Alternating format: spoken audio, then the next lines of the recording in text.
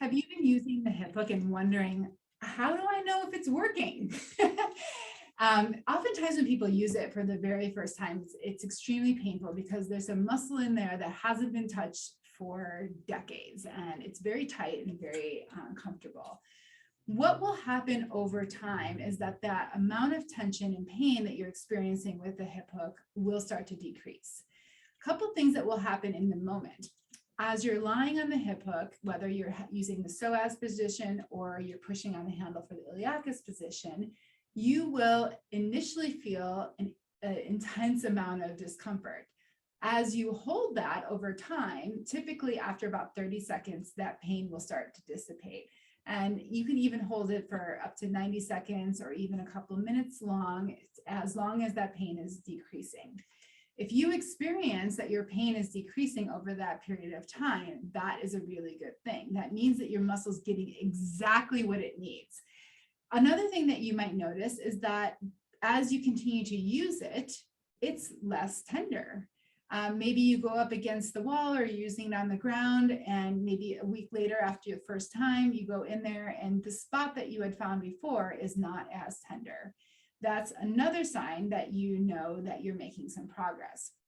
In addition, there are different signs of hip flexor tension that I talk about in my book. For example, you may notice that your range of motion, bringing your knee up to your chest, gets better. You may also notice that when you lower your leg, you're not getting a clunk as much.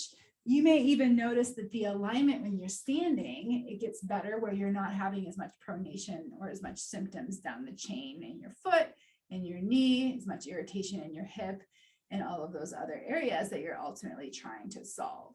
Now, the tricky thing is that we as humans have so many opportunities to become tight again.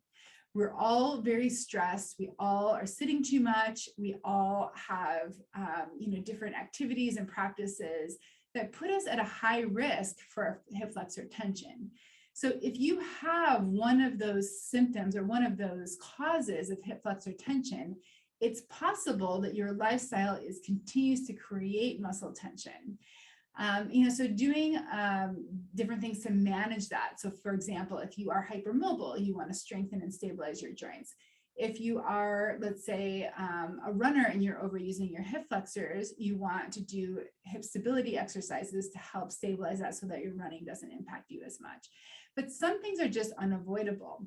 And there are people that do benefit from doing the hip hook consistently over time because of the risk factors that they have in their life.